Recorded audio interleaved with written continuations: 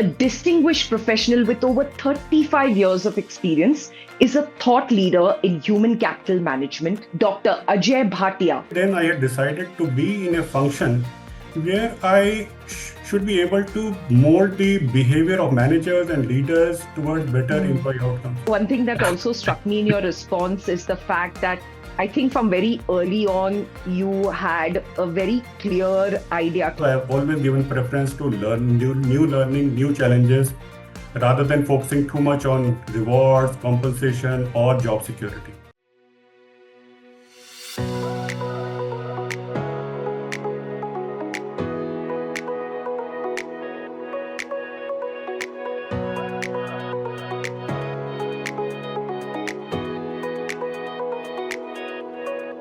Welcome to FaceTime with Leaders podcast by Directors Institute World Council of Directors. Here we sit down with global leaders, boardroom veterans, and future forward strategists to decode how leadership is evolving in a world driven by disruption, ESG, digital governance, and decisive vision. In today's fast paced business world, where talent management, corporate culture, and governance are always at the forefront of every leader's mind, few have navigated this complex terrain as effectively as today's guest. Dr. Ajay Bhatia, a distinguished professional with over 35 years of experience, is a thought leader in human capital management, leadership, and talent development. A mentor, executive coach, and certified independent director, he has made transformative contributions across both the corporate and academic sectors. From leading HR functions for global companies to shaping the minds of future leaders in top universities. Dr. Bhatia's work has revolutionized how we view employee engagement, retention, and leadership in today's business world. He has also published several books, notably on workplace happiness and career management, and also written several research papers on these topics that were published in recognized international journals of repute. With a solid foundation in HCM, change management, culture building, leadership development, building great teams, and global HR practices, Dr. Bhatia has cultivated leadership across multiple industries. And today, we dive into his invaluable perspective on leadership, governance, and the evolving HR landscape. Dr. Bhatia, welcome to FaceTime with Leaders, and thank you for joining us today. Thank you very much, Priya. I think it is my pleasure to be with you on this platform. Looking forward to the interaction. Absolutely, absolutely, Dr. Bhatia. We look forward to a very insightful conversation as well. So, without further ado, let's get straight to it. Like I mentioned earlier, it's a privilege to have you here. So, let's start things off with a question that often helps us get a peek into your journey. So, Dr. Bhatia, can you take us through your career path in your own words? Yeah, sure. See, I will start from my childhood. Sure. Right from my childhood, I think whenever anybody used to ask me what I want to be, my straight reply was manager. Now, I didn't know what manager does or what kind of manager, which domain, manager or leader. I had absolutely no clue. But yes, I was probably inspired by my father, who was a compassionate person who I think I saw him taking everybody along with him. Hmm. He is problem solver. And I hope probably he would be a great manager at his office also. So I got some virtues out of it, and I thought those are the tenets of a great manager, which I wanted to be from the Hmm. very beginning. And my initial formative years were in operations in manufacturing and banking sector, Right. where I saw, among other things, certain broken processes, certain inconsistent policy implementations, and then rude behavior of the managers, no Hmm. focus on career management, no focus on learning development, only focusing on Hmm. delivery, delivery, and delivery. Hmm. So I think those were something which really pinched me, and I Hmm. didn't take that as granted. I said I have to do something about it, and probably there and then I had decided to be in a function where I should be able to mold the behavior of managers and leaders towards better Hmm. employee outcomes. I think that was probably the beginning. And then Right. my first professional assignment, which I am really proud of, and my longest tenure was in Steel Authority of India Limited, which at that time Right. was a major public Navratna company, steel industry. I spent close to 9 years there. I think got a very good view of the policy implementation, the policy formulation, the strategy making, Hmm. working directly with the director HR of the organization. The organization was 1,75,000 big and working at such senior levels, and even coordinating with external stakeholders, with senior government Hmm. functionaries. I got I think both sides of the coin. I could see the HR part very clearly, and my grounding, Right. my fundamentals. I think they got honed up Hmm. in that tenure. After that, I think after close to 9 years, I thought I was getting into my comfort zone, tried to reboot myself, got into a software industry, and that too in a non-traditional HR role, which was HR ERP implementation, very, very different role at that point of time. Right. Uh, Again, it was very, very difficult because of the role, the industry, the company, everything was new. Coming from a typical government babu culture to a professional world class software company was a complete cultural mindset, which I thought was very, very difficult to maneuver at initial stages. Hmm. But gradually overcome that, work with sharpest minds, engineering minds of IITs and RECs, and got the work done as per the requirements. I think that was very interesting, made me more resilient, self-confident, and also I try to deal with uncertainty very confidently. So made me confident for the future, I would say. And going forward, I think all my tenures were in search of a different dimensions in HR, which I had not explored earlier. So like the Right. next assignment came as heading the operation, multi-location HR operations, setting up policy processes and Hmm. institutionalize of best practices. And incidentally, in that company, ITS company, our company figured in the best employer survey, and I think it scored around 18 out of 20, best 20, and then gradually it kept on moving, and then it remained at Hmm. number one position for a number of years. So I take pride in the fact Wow. that probably I started some journey, and the organization Hmm. reaped benefits even when I had left. And later on, the roles like HR specialist as a part of the corporate HR team. So I not only handled operations, but also Hmm. uh, driven compensation benefits and then rewards, performance management, career life initiatives with Hmm. at a company level as a part of the corporate team. And then the roles of BU HR head, the location HR head, the regional HR head, they kept flowing. And finally, the global HR head, where I was managing the operations and HR strategy for across locations, across countries. I think that was again a very different dimension which I was got exposed to luckily. So I would say very, very interesting journey in my corporate sector, or close to 3 decades. And then again, when I thought things were getting monotonous and I had to Hmm. sort of, Hmm. again, I rebooted and got into academia, as you have already said, uh, Right.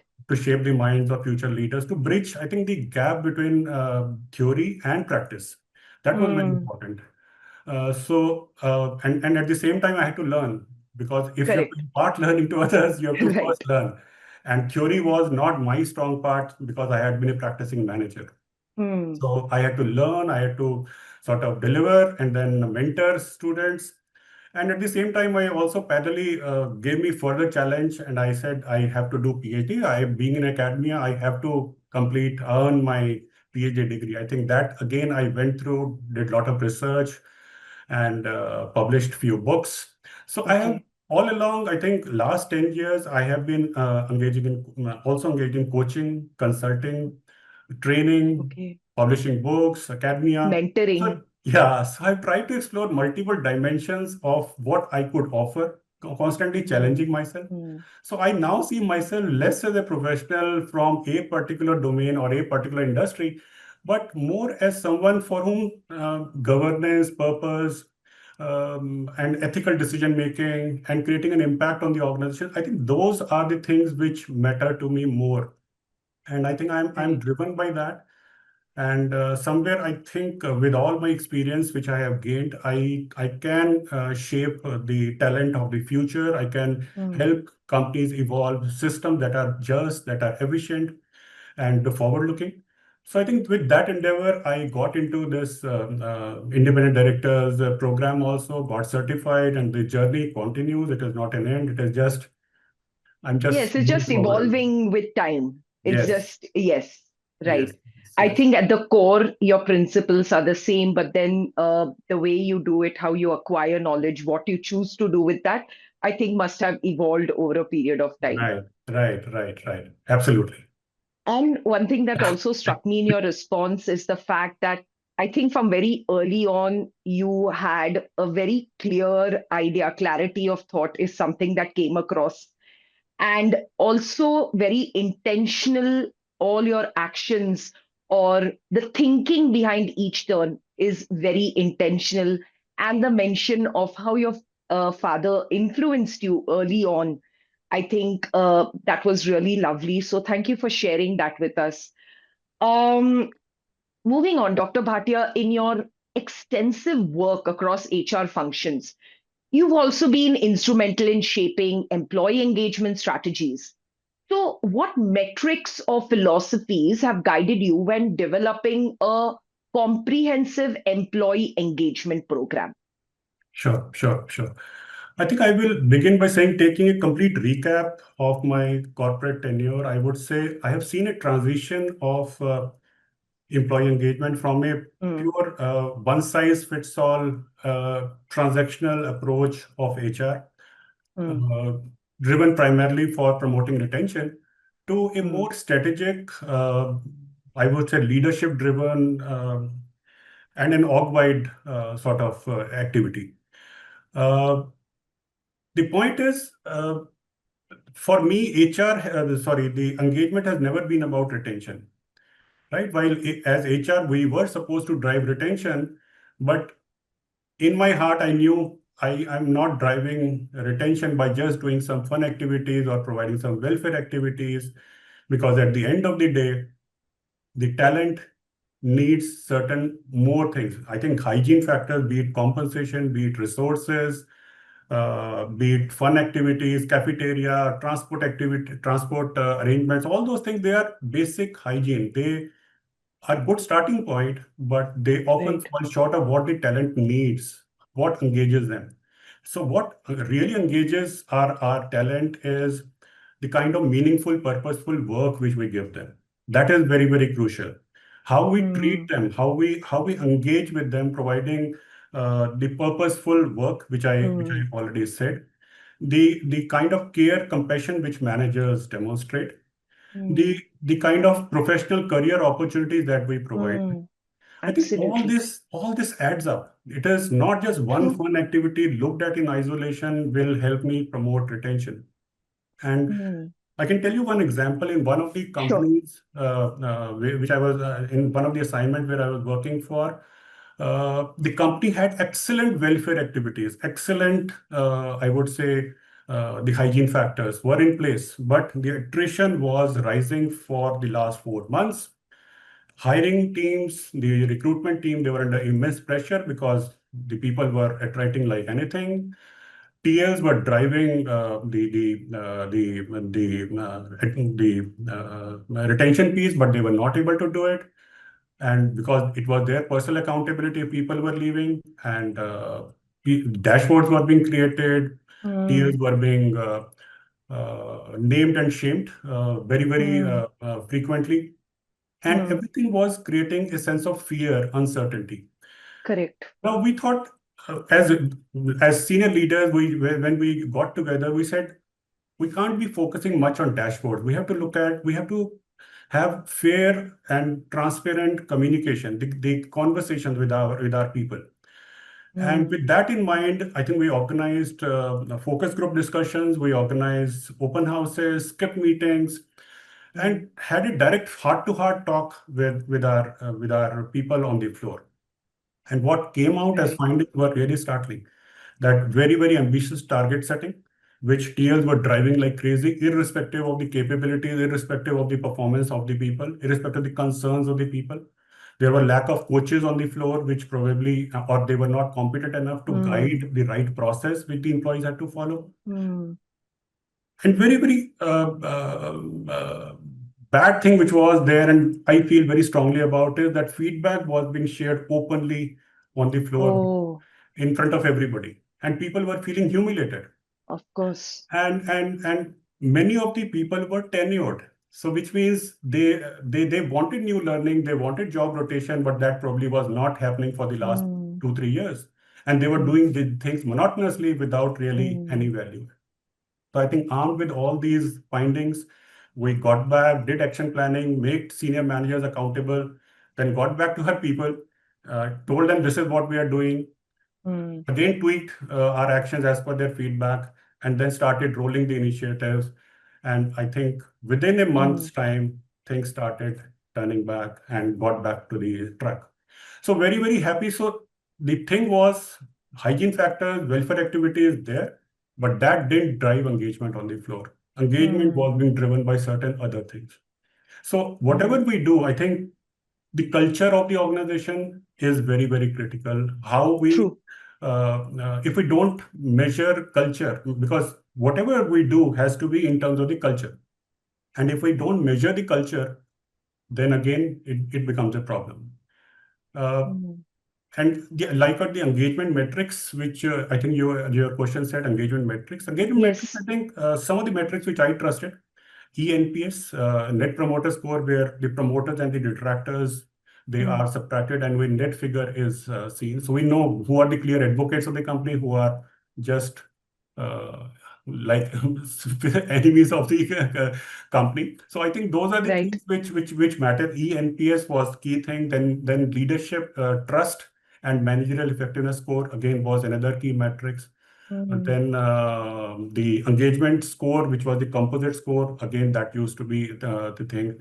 Retention of hypos, I think high potential employees was another thing which I used to look at. Then talent mobility was Right. another thing which, because if the talent is not moving around, if their career aspirations are not met, then the Correct. work will get compromised somewhere or the other. So Right. always there has to be a balance between what the organization need and what the employee needs, and then we start to move forward. And I think culture, like I was speaking about, culture is very, very important. Culture, if all these metrics are not steeped in the culture, if they are not Hmm. also measuring the culture, then Hmm. the whole organization goes for a decay or sooner or later. Hmm. And I think culture starts from the top. Culture has to percolate down, True. has to be reinforced True. regularly. It is not a one-off affair. And most importantly, what I strongly feel is that the agenda of culture has to be code-driven by the leadership team. They have to walk the True. talk. And if Absolutely. that is not done, then as we've recently seen, Coldplay happens one day, and your entire trust, your culture, your Everything. delivery, everything, Everything you worked and lived for. everything goes for Yes. a toss. True. Everything goes, your brand gets a hit. Everything goes for True. a toss if leadership is True. not aligned to what HR is doing. So I think that is, True. to me, is very, very important. That engagement has to be more strategic, partnership driven, leadership driven initiative, which is driven Hmm. to engage people in a more holistic manner rather than just True. as a one-off fun activity or some individual welfare activities. True. True. So, so far, how much we have discussed, it's clear that you have a people first philosophy Absolutely. and a very humane side to your interactions or approaches to how you deal with situations or how you interact with your team. So, thank you for sharing that with us. And Dr. Bhatia, now you've developed talent management strategies across various sectors.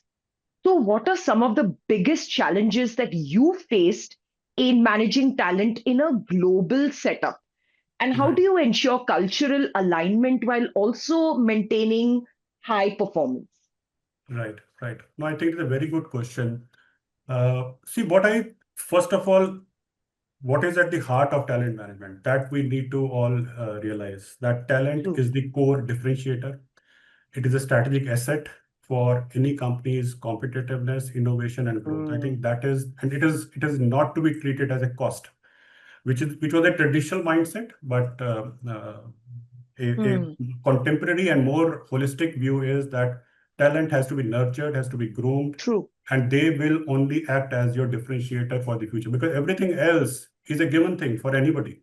Funds, resources, technology is all available to everybody, right? It is only your Mm, people who can make the difference. So talent, I think, correct. is the core differentiator and strategic asset, Mm, which creates a difference. But I think many business leaders realize this, but in principle or otherwise. But what happens is the challenges arise when several reasons, I would say. First, mm, uh, too much focus on short-term delivery. mm, And because development of talent takes slightly longish period. You can't do it in few months. correct. It has to be over a sustained period of time. And if too much focus is kept on short-term delivery and results by the business leaders, then they don't allow the talent to be nurtured in the way it has to be, which meets the organization requirement and the career aspiration. Mm, Second challenge, you focus inordinately on top performers and ignore all the other talent which you have. It mm, Things can't happen like this. Only top performers, they're also standing on the shoulders of many other people. If you absolutely. if you don't focus on them, then it is again a lost story. Then third thing I would say, talent hoarding. Uh, Continuing with what I said earlier, business leaders not willing to release their excellent talents to other businesses within the company. And the only way out is talent to move out of the organization. They are so Mm, adamant. I've seen many business leaders who will delay the movement of the mobility of the talent for one reason or the another till their tenure lasts, because they want to secure their own positions. Again, in mm, certain geographies, different countries, where because many times some geographies don't experience growth. So obviously, the career opportunities for talent there also gets minimized. But what correct. I've seen is that even in those geographies, the cross-pollination of talent is a problem, is a challenge, because of the cultural dynamics or because of the reluctance of people to move or accept people from outside. So there is a Ah, challenge there. And then I okay. would say fourth or fifth reason could be inconsistent definition of performance, potential leadership across geographies, which leads to inequities and misalignment in the rewards, recognition, career opportunities, compensation, everything else. Mm, And last but not the least, I think the other challenge which I want to highlight is that when sure. a parent company tries to introduce standard policies, programs on talent management across geographies. I'll give you one example Sure. where in one of the assignment I was working for, uh, it was a US-based parent company trying to introduce open door policy, uh, Okay.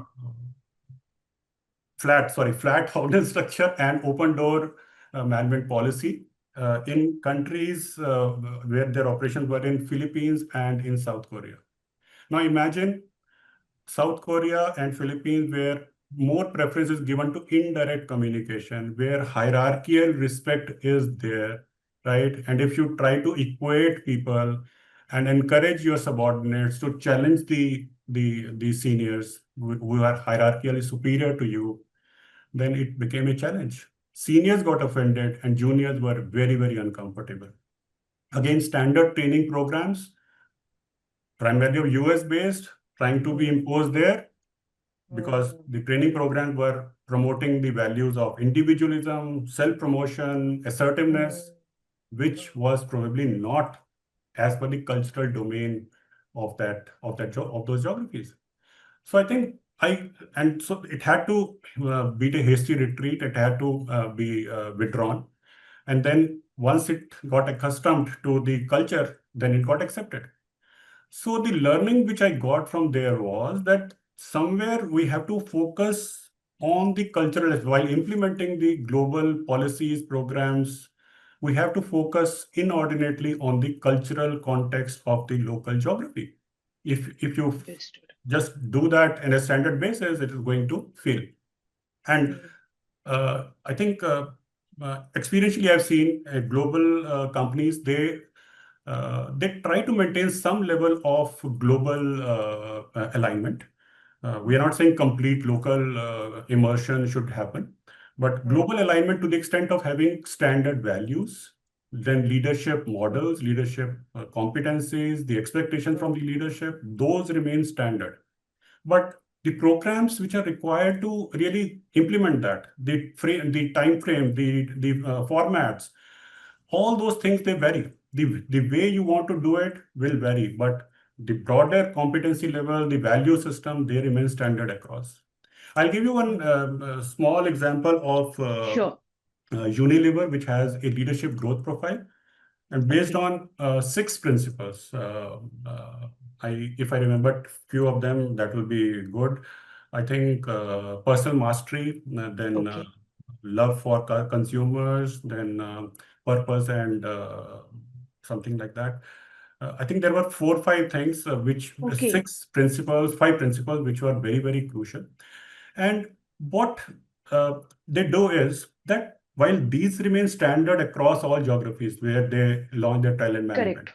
but when they come to say India early career aspirations and managing career aspiration early talent is very, very crucial.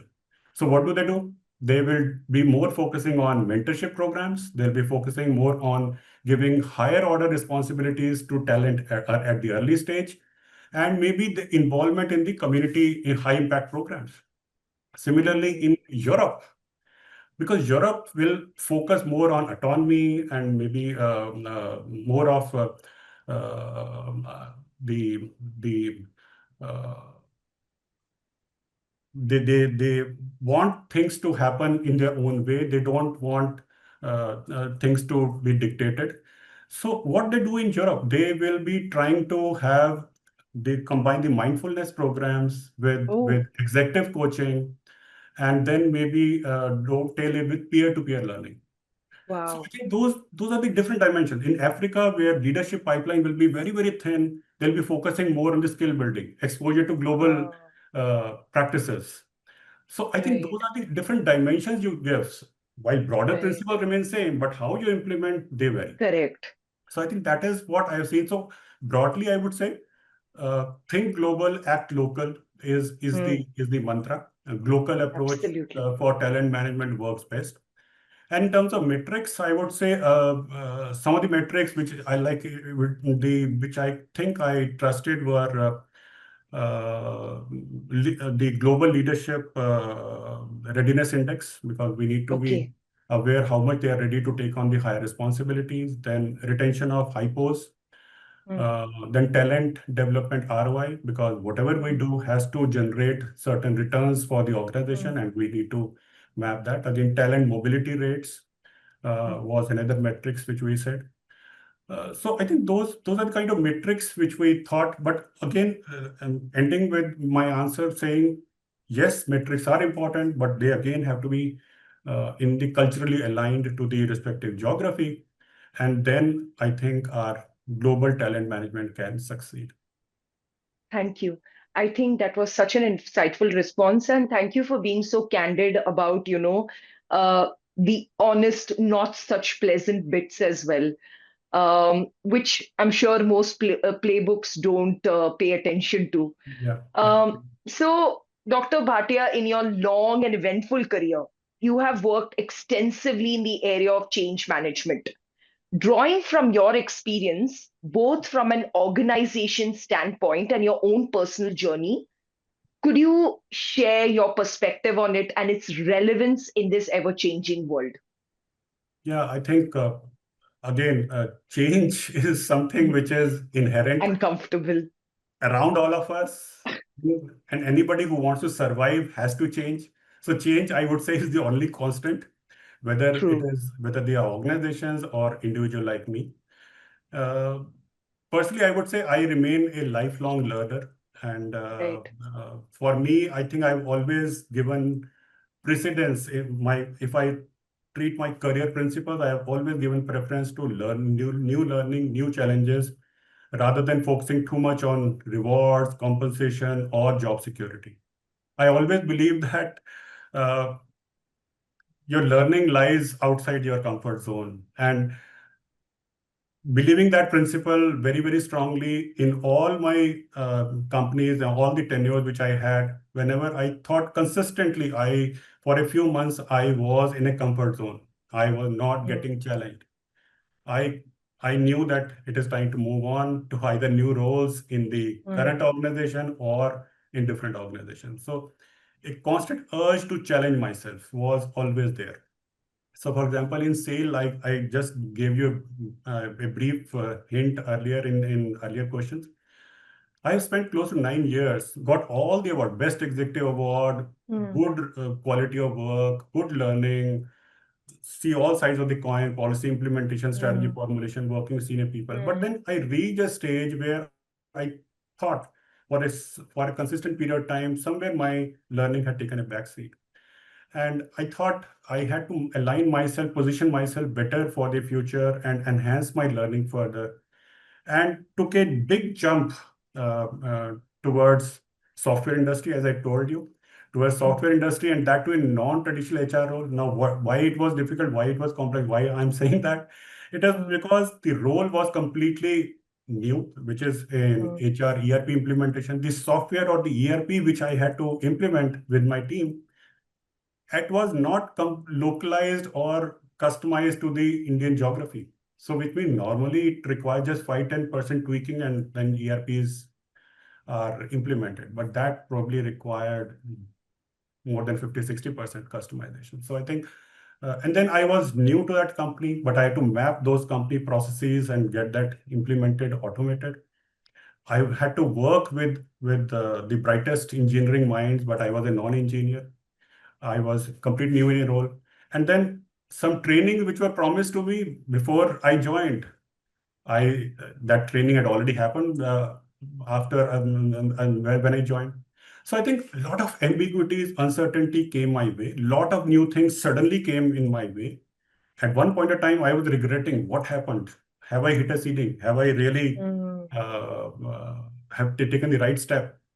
But gradually, I think by getting more role clarity, working closely with people, understanding what do they need, trying to tell what I can contribute, getting to a Correct. common platform, aligning with the stakeholders, and then adopting an agile methodology of driving for small milestones and then delivering the results. So I think Mm. gradually I was able to overcome that. But then again, gave me a lot of confidence that I can deal with uncertainty, complete uncertainty, a lot of ambiguous situations. Still, I can manage to survive, if not thrive. So I think those were the things Right. which really helped me. And again, Right. if I take a step forward, like I told you earlier, close to 30 years in corporate sector, and then I said, no, I have to try a different dimension of my personality, and I have to really hone myself. So got into academia. Now again, having been a practicing manager for 30 years and then getting into teaching bright young students, I think it was not easy. It's a It big was a shift. complete mindset shift.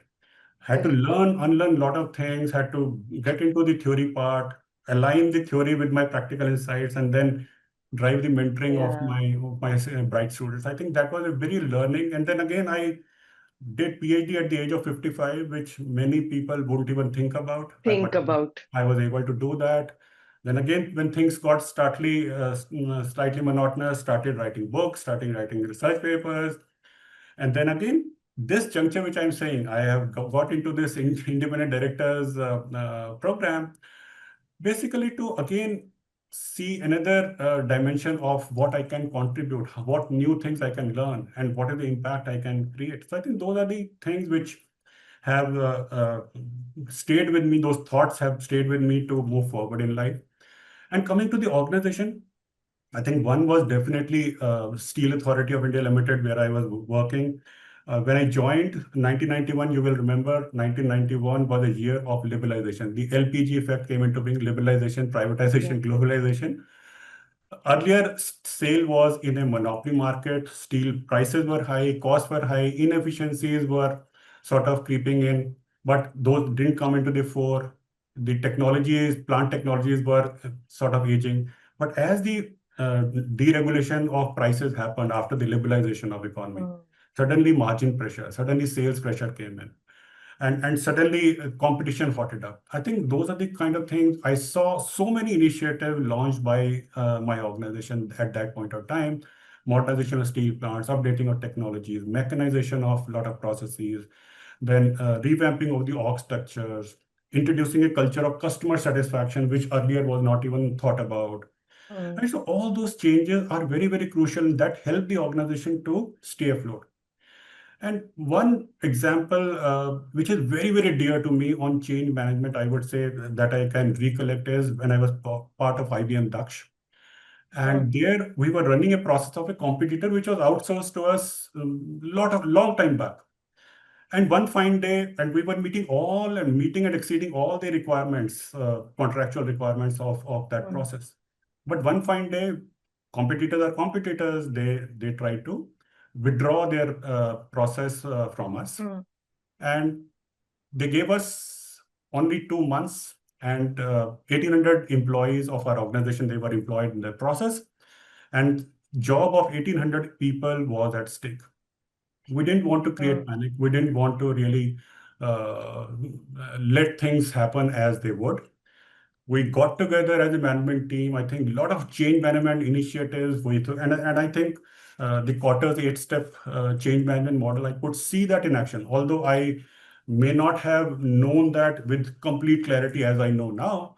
But at that point of time, we started with getting the employee profiles, which means the skills, the education, the experience together in place, try to freeze all the recruitment which was happening for those profiles throughout the organization, map all the internal job opportunities which were there for that, and try to match the requirements of our employees there. Then we went to the larger IBM world also and saw what kind of opportunities our people can be placed there. Then we looked at even the organizations which were ramping up for those skills, different organizations which were ramping up at that point of time and might be requiring our skills. So outplacement activities were launched. And armed with all that, we got back to our people, did a heart-to-heart presentation, and told them this is what it is, this is what we are doing, this is how we can help you, and this is what you need to do in order to manage this change better. And I think the people understood our intent because it was coming from the heart. And before the end of the 2 months, out of the 1,800 people which we had, I think we were able to secure retention of 95%. We were able to place them more than 95% of the people. 3% of the people, they left because obviously there is some uncertainty and people left to join some other organizations, and 2% could meet the performance criteria. So at the end of the day, what I feel, it is a huge, I would say, a statement when we say we were able to retain more than 95% of our people, who otherwise the attrition would have gone through the roof, and more than 85% would have attrited, and things would have happened as it is. And we have said we are not at fault. But management took a more compassionate view and then tried to hold on to our people, our key talent, and then helped the organization manage change without any whisper of any grievances or complaints or anything which were happening. So I think those were things which remain in my mind, that if we really, and I think I've always said that whenever whenever I advise people on transformation or any new projects, I always start by saying, what are the people silently disengaging from? What are the things which probably they want us to talk about? And if we address that upfront, because people are not afraid of change, they are afraid of not being heard during the change. So we try to manage that, and then I think the results were there in front of all of us. Right. Thank you. I think that's incredible. Thank you for sharing those anecdotes with us. Dr. Bhatia, you've received some truly remarkable recognitions, and we touched upon it in your previous response as well. But I Right. think it just makes sense that I mention it so our audience is aware as well. Yeah. From being named among the 50 most influential HR tech leaders to 101 Most Fabulous Coaching Leaders, to winning IBM's Torchbearer of Values Award and the Golden AIM Award for Excellence and Leadership in HR. So, if you were to look back at these moments, not just as milestones, but as turning points, what did those recognitions mean to you at the time, and what did they teach you about leadership, resilience, and driving change? Sure, sure, sure. So, first of all, I think I feel truly humbled, very, very grateful for such good awards which came my way. Uh, and it was very heartening, gave me a lot of encouragement. But having said that, I think I have always felt that individual awards, when they can't be earned in isolation. There are always a lot of people who are behind those individual awards also. So for example, the business leaders who coach you, who advise you, the mentors who are providing you so much of mentoring, so much of support, the teams who are working together for the work which you have to do. The initial Hmm, preparatory work is always done by the teams, so they are correct. doing that work, right? So there are a lot of people who are behind. My family, my spouse, they all would have played a role in what I am today, or the milestones which I achieved, or the rewards which I got. So I feel truly humbled, and obviously the rewards are not totally mine. They belong to everybody. Yes. So for example, I would say IBM Torchbearer Values Award. Now, yes, it is very close to my heart, Hmm, and it was very special. But frankly, Priya, I didn't have to work very hard for earning it. Not at all. And why do I say this? I say this because uh, the IBM values were so intuitive, hmm, so natural for an ethically growing organization. And I still remember, having left IBM more than 14 years back, I still remember those values. Dedication to hmm, every client success, trust and personal hmm. responsibility in all our actions, and innovation that matters to the client and the world. Correct. I still remember that. And it was the organization. Yes, I would have taken a lot of consistent actions across all levels to stem and all the non-value aligned actions or misconduct of the people. I took decisive actions, and also promulgated, supported in spreading the value system of the organization across levels. I would have played that role, decisive role, yes. But Hmm, am I only doing everything there? And no, not at all, because it was IBM which provided that culture, that values come before any kind of delivery. My hmm. business leaders who supported me in taking decisions even against top performers when they were not value aligned, right? Correct. So all these things, they matter a lot. The whole my teams and the kind of processes, policies that the organization was providing, they are all contributing. I Makes just played sense. my role there, uh, Hmm, uh, in that process, and I stood hmm. out. Uh, Again, one more example, like the coaching, the 101 fabulous coaching leaders which you talked about. Yes, it is Yes. a reflection of my own journey of self-awareness, of having growth for myself and for others. But does it talk about the hours of mock sessions which I had with my teams, with my professional friends, who were preparing Yes. me for coaching, the professional mentors which taught me the nuances of coaching, the business Hmm, leaders who allowed their senior leaders to be part of my coaching sessions? I right. have to salute them. My fabulous clients who surrendered themselves to the process which I explained, and I could help them in their process of self-discovery. So all Correct. these people, they matter a lot when I talked of rewards. And out of all, these are just one or two awards, but there are so many awards which I won. But I think out of all the awards which I could have won, had won, the team awards, I think, whether it is CEO's Blue Power Award for Talent Management, or CEO's Award for Learning and Development, or HR and Excellence Award, the team awards, they hold a special place in my heart. Why? Because with those, when team was preparing for it, it galvanized the entire team towards collective actions, toward collective Hmm, responsibilities. And once we achieved it, after so much of struggle, of at least Mm, one year, we put in hard work, consistent actions, efforts. So they mm. were all filled with sense of pride, sense of accomplishment, sense of purpose, which I feel was very, very strong and was also a bit of engaging them, giving them a new dimension of a new thing which they could achieve, and getting confident that if I can do it, then they can also do it one day. So I think Right. with that, so what I've seen is the awards, yes, they matter immensely, but the people who are behind, they also have to be recognized, they also have to be Absolutely. cherished, and I certainly do that. Right. Not many get to know the midnight oil that has been burned, Yes. the behind the scenes effort, the shared effort, Yeah. the challenges, and then overcoming them together.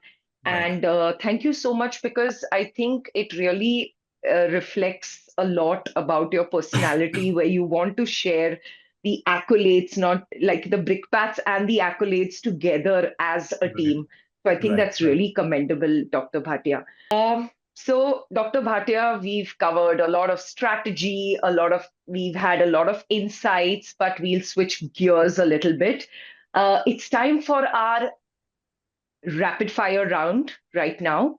And we would prefer if your responses are light, fun, and quick, without a lot of explanation, just a few word responses only, Sure. right? Sure. The first response that comes to your mind. So, if you're ready, we can go ahead and start. Sure. Sure. Okay.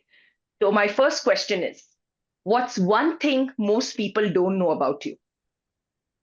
I think I was a prolific blogger running my blog enduringhrcareer.com for several years before I closed it down because of other Okay. priorities. Okay. We'll take that. The next question. If you weren't doing what you're doing right now, if you weren't doing this, what would you be doing instead of the blogger thing? So, something else. I think I would be running my own school Oh, for needy people wow. and turning them into competent people, very, very successful people in their lives, building That's character. great. Lovely. What's your ultimate travel destination to unwind? I think it is Switzerland, one of the safest, cleanest, peaceful country. That's what So everybody hopes for all these Indians, days. they look for pollution-free place, and one first name comes is that only. Switzerland. Okay, absolutely. Get it. Next question is, how do you recharge after a long day, or how do you unwind after a long day? So I think I prefer to take a brief rest, uh, take a quick nap of about 10-15 minutes, and then freshen up and then spend quality time with my family. Lovely. And the last question is, if you had to get a tattoo, what would it be? I don't love tattoos, but If hypothetically. okay, so you will laugh on it, but I think the tattoo could be Alt Control Delete, Oh, because yes, I did laugh, but it's interesting. sometimes in life and leadership we have to reset ourselves, True, and that is true. required. So that will Control keep all on delete. reminding me that I need Absolutely. to constantly change, Absolutely. Take a reset step myself. back and reconvene. Yes, Absolutely. take a Makes step sense. back and reconvene. Yeah. Right. Thank you. Thank you for those lovely responses. And I'm sure the audience members are going to gain a different, get to see a different site of your personality. So thank you for that. Moving on, Dr. Bhatia, in 2022, a Bengaluru tech firm uncovered that over 60 fake hires were placed through a recruitment vendor, Right. which highlights a worrying trend of staffing frauds across the IT and services sector. Now, given your leadership in large scale hiring at IBM, HCL, Innodata, how should HR leaders strengthen vendor governance and ethical hiring, especially in today's digitally driven high velocity recruitment landscape? Right. Right. Right. So I think that incident was a stark wake-up call for HR leaders. Hmm.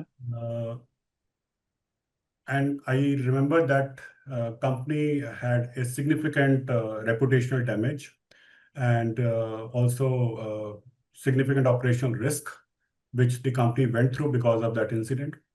Okay. And what I remember of that incident is the employees had falsified their documents in terms of age, Wow. qualifications, skills, experience. Proxy interviews were held, right? So, which means candidate is not appearing in the interview, somebody else is appearing on their behalf. Proxy interviews conducted, and Oh. then many of them didn't even join the organization, but they were shown on the payroll fraudulently billed by the vendor. So I think that was the gist, the three main uh, areas which got highlighted. And I think this there was one more case, 2023 moonlighting case of Hmm. Wipro. You would remember that. Hmm. Again, that came into light, and that was on parallel employment by talent. Hmm. Again, that came up because of certain vendor gaps. So, what I feel, the underlying reasons, what could be the underlying reasons for such incidents is one is uh, you over rely on vendors. That is one thing, which means True. they are screening, they are shortlisting candidates, and they are also placing the candidates in your company. Hmm. HR or onboarding team, hiring managers, they don't do second level checks either Hmm. before or after, right? Then again, the ethical clauses of the contracts are not monitored very religiously. The vendor governance in terms of how they are really functioning, how the vendors, your staffing partners are operating in the whole, in their own world. Hmm. What are the kind of activities? What are the kind of data protection or background verifications they are Hmm. doing? What are the protocols they are following? That probably Hmm. was not even seen. Now, I have also seen minor incidents in my previous organizations, and I think we were able to overcome that successfully because of certain strategies which we adopted. One was regular audits, the third party verification of the vendors, and surprise Okay. checks.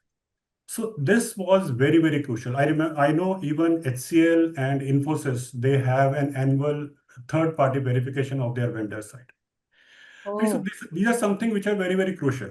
Then again, hiring managers have to be involved, whether you employ an engagement sorry, the recruitment vendor or not. Hiring managers, the internal hiring managers have to be part of the interview screening process. Now, it might take more time, but that is fine as Hmm. long as better be safe than never, right? So hiring managers have to be involved. The onboarding team, the hiring team have to do their second level of checks before and after joining. Then again, we also employed third-party background verification agencies who did a very thorough check on the education qualification, the experiences, the whatever they had mentioned in their application form. And a report was generated out of it within a time-bound manner, say 15, 20 days, 25 days time. Hmm. And then all red flag cases were summarily terminated after affording them an opportunity to be heard. And all the other cases, they were strongly taken up with the vendors. And in many cases, the repeated defaults by vendors, the blacklisting of the vendors were also happening. Hmm. So I think all these measures probably helped us stay afloat and manage some of the risk. But going forward, looking forward, I think it's time to look beyond rate cards and SLAs. It is time now to look at, like I was earlier saying, look, analyze the vendor activities. What are they doing? Yeah. What are their sourcing models? What are their hiring practices? What are Right. the background verification things which are happening? And then what are the data protection which they are doing? Right. Then there are certain online portals. Hmm. You would have heard of NSR, National Skill Registry, or Spring Yes. Verify or Authbridge, where digitally you can use those platforms to verify the credentials of the employees to some extent, to a great extent, I would say. Hmm. Then there are certain AI-based tools which can avoid duplication or forgery, right? So there are tools which you can use, And same as in academia, we have plagiarism. So to detect Mm, plagiarism, that correct. certain extract has been copied from one research paper or not, there are tools, there are softwares which are Correct. available. Same goes here. So why not adopt that, right? And again, including having ethical clauses in the contracts of the vendors is very, very important. Zero tolerance, show zero tolerance on Tolerance. the forgeries or the misrepresentations or falsification or proxy interviews. Say that very clearly and mention that this will not only entail blacklisting but also legal action will be pursued against those vendors. And again, Absolutely. vendor governance has to be very, very True. and strengthened. So in terms of, I would say, having a code of conduct, an ethical code of conduct for the vendors, Mhm. which is not just published and we forget about it. It has to be reinforced regularly, say quarterly basis. Trainings have to be provided to the vendor partners so that they really understand it. They can ask questions. All the Correct. practical hiccups can be avoided, Mhm. and then they are supposed to implement that in letter and spirit. So I Mhm. think those are the kind of things which I feel are required Mm, in order to avoid such incidents, because we are trying to build trust here. We are not. It is not just uh, screening resumes. We are trying to build trust through true. several supply chains of talent. If trust breaks, then that damage goes beyond P&L. It goes to your brand, your credibility, your trust, your stakeholder confidence. Everything goes for a toss if one True. such incident happens. So I think True. those are the True. things which, if organization remember, then probably uh, all these incidents can be avoided. Right. I think something that really constantly surprises me is how one has to keep a tab on trust Yes, and honesty when they should be just inherent values in every human and organizations later. But, even something like vendor governance, it's unfortunate, but it's something that has to be, carried right. out. But thank They are you. right. I think you're absolutely right. Trust, uh, I think, has to be earned in this world. It can't be assumed. It has to be verified at all levels. Yeah. Uh, Because, see, we are living in an environment where AI can fake resumes, where digital profiles can be Yeah. bought, and a lot of things can be different from what they look to be. If we are not Yes. cautious, if we are not auditing, audit control is very important. If we are True. not auditing it, if we are not really earning the trust every day, verifying what we are going through, Hmm. then somewhere we can slip and slip badly. Correct. Correct. Makes sense. Absolutely. Thank you for really breaking down your response. I think that's such an important topic that you discussed. So thank you for that. And as we near the end of the interview, Dr. Bhatia, we've learned that you've recently taken steps into board level leadership with your certification as an independent director with Directors Institute. So, Right. what motivated you to make this transition? I'm not surprised, but I just wanted to know what motivated you to make this a big shift again, and how has it shaped your perspective on leadership? Right. Yeah, see, as I have already explained, 3 decades of corporate experience, then academia, then dovetailing into coaching, consulting, training, and then publishing books. I think somewhere in the last 6 months, I was realizing that I have much more to offer. And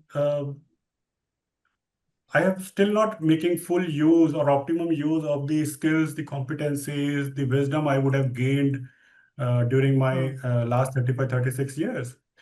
And I thought I have to play on a larger arena now, create larger impacts in terms of organization identity, purpose, long-term stakeholder management. So I think those were the areas which I thought that could, if I get into a director level role, Hmm. I would be able to create a larger impact and make an optimum use of my whatever I have gained in my corporate Right, experience. right. And the entire corporate experience has given me a lot of inside view of organization dynamics, of change management, of Hmm. risk, of succession planning, of talent management, learning and development, all those. board level things which are required, because if you have an inside view of things, if you have gone through a certain thing, then you can guide and you can really take things forward from there. But if you're not experienced it, then obviously sitting at the top doesn't matter at all. I think with that thought in mind, that yes, I have certain value add which I can make.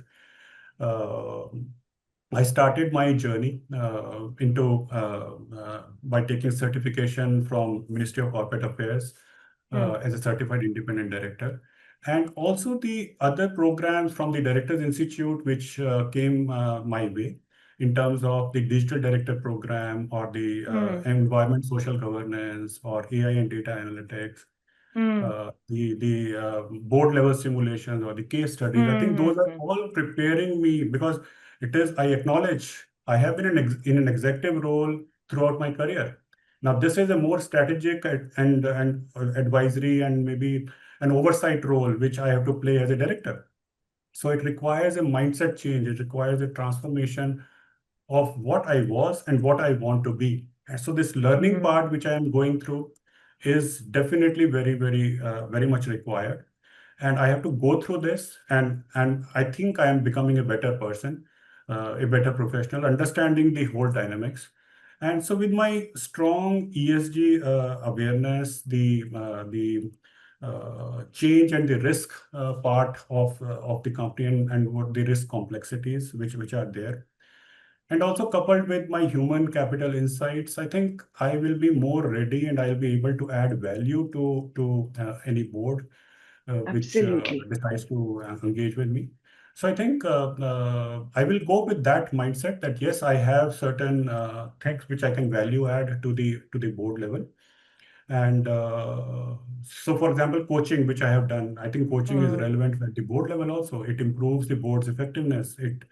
It changes your perspective from being a monitor to maybe a strategic partner. So I think Correct. uh, whatever I've learned, I can dovetail that and contextualize that in the organization environment and at the Sure. board level to improve the governance, to evolve, say, company system processes that are more fair, just, and efficient, and also create a legacy. I would say legacy is important for me at this juncture. Creating legacy and maybe building trust over generations. I think those are the things which matter to me most. And I think I Hmm. can achieve that if I get those roles and get into those independent director roles. Right. Thank you. And that was wonderful. We are glad that the Institute is a step in the right direction in your career journey. And like you mentioned, it's about something you would like to leave behind. It's about legacy. And I absolutely love the fact that regardless, you've already done wonderful things earlier on, and you continue to doing wonderful things at present as well. You're continuing to invest and upskill, regardless of your experience and the number of years you've invested, which really shows, um, the pulse of a lifelong learner. So thank you for sharing that with us. And I'm sure you have inspired, including me, many members of our audience who are listening as well, to take stock of their own career journey and then plan things accordingly. So Dr. Bhatia, thank you for not just walking us through your professional journey but also for sharing such insightful perspectives on leadership, HR, and governance. And it's very clear that your approach is all about balance between strategy, innovations, principles, and ethics. So thank you once again for joining us on FaceTime with Leaders. Thank you, Priya. It has been very insightful session for me also, because when you explain things, I think it is a learning in itself, and True, very peer learning. refreshing. Very refreshing. Thank you very much for those insightful questions. The pleasure was all ours, sir. And to our audience members and everyone else tuning in, whether you're leading teams, managing investments, preparing for the boardroom, I hope this conversation has sparked new ideas and provided a little extra clarity for your path forward. This has been FaceTime with Leaders, powered by Directors Institute. Until next time, lead with purpose and stay future ready. Thank you and take care.